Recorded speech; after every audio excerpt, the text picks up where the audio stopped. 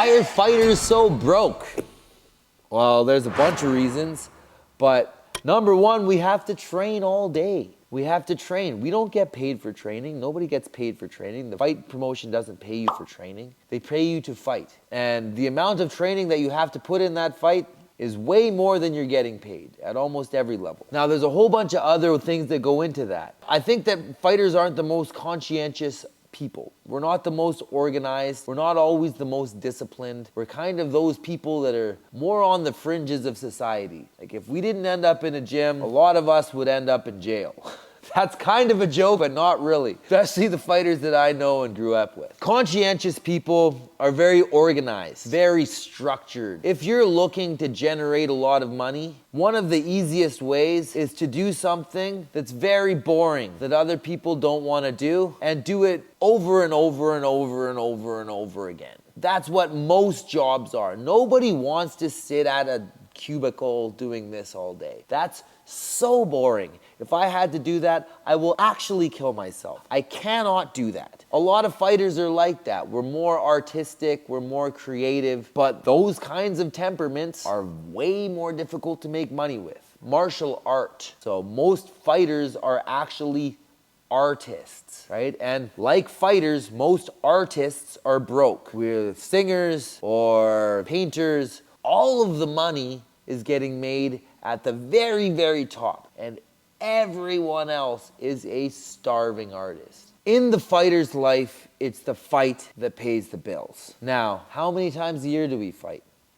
If you're healthy and you're really gung-ho and have a great promoter, puts on lots of shows, maybe you'll fight 4 times a year, 5 times a year. 5's probably overkill, very rare. Now, I would say that most fighters are fighting 2 to 3 times a year. Even if you're making a lot of money, say you make 50 grand a fight. If you're fighting twice a year, you're okay. You're doing okay. Now, how many fighters are making 50 grand a fight?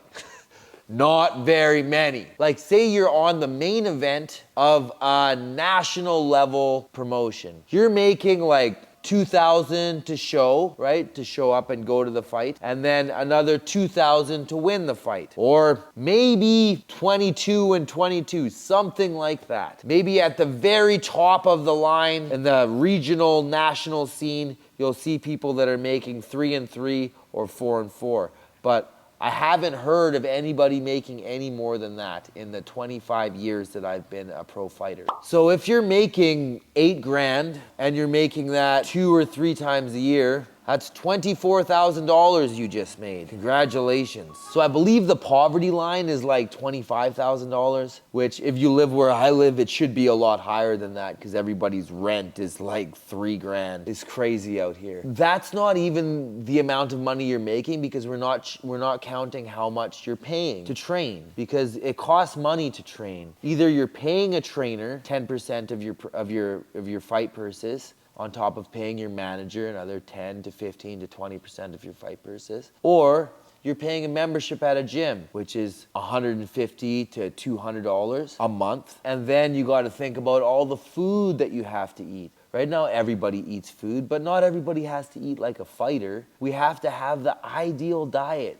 which is expensive. You can't just go to 7-Eleven and buy a $5 pizza and eat it. You have to go and buy organic beef, right? And just be eating beef and rice and potatoes and like all these really healthy foods, which, to my understanding of things anyway, in this society, health is for the rich because good food is crazy expensive. If you go to any organic store and just go to the grocery aisle, right? You go to the meat section, go to the produce section, bro, the prices are ridiculous. It doesn't even make sense anymore. But we don't have a choice because if we don't eat healthy, we're not going to perform, let alone make weight. We also have to do that, which a lot of times we have to get a coach to help us with. Maybe we have a coach like me who actually understands how to cut weight, but not everybody's that lucky. So you got to go and pay some dietitian. And then what happens when you tweak your shoulder or you pop your knee or you pop a rib or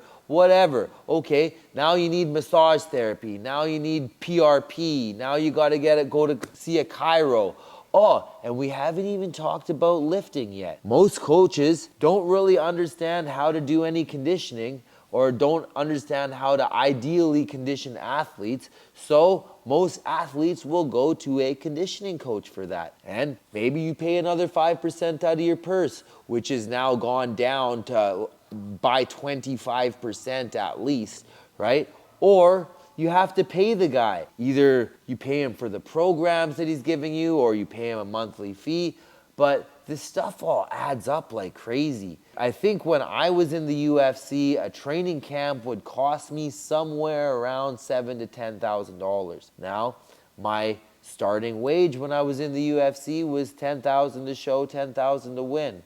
Actually, when I first got in, it was 8 and 8, but then they bumped it up to 10 and 10 at the bottom line, right? So 10 to show, 10 to win. If you make $10,000 and then you paid $10,000 to be there, you didn't really make anything, especially if you have to give 30% of your check to taxes. Because if you're fighting in America and you're from Canada, they just pull it. Actually, no. Not even if you're from Canada. If you're anywhere and you're fighting in America, they pull 30% right off your check. You don't even see it. And then you got to get your accountant to go get it. And then you got to pay your accountant for going and getting it. All of this stuff adds up to the point where most fighters, almost all fighters, are paying to fight. Now, I don't have all the answers. These are a whole bunch of problems. I wish I had the answers. But I do have some answers, and we did create a bit of a mini course. It's free. You can just click the link down below to get it, on some ways that you can make some extra cash around your training schedule. Different game plans that me or people I know have used in order to try to be less broke. Not saying you're gonna be rich, but maybe you'll be a little less broke, which definitely helps. So I hope you guys found some value in this video. If you have any solutions to this problem, please drop a comment, okay? Because we need to solve this problem as a community. We can't have all the fighters being broke. It's just not right. Like 95% of fighters are paying to fight. That's a problem, okay? We need to solve it. Hit me in the comments and let me know your ideas so we can solve it. Thanks for watching, guys. Like, subscribe. Peace out. See you in the next video.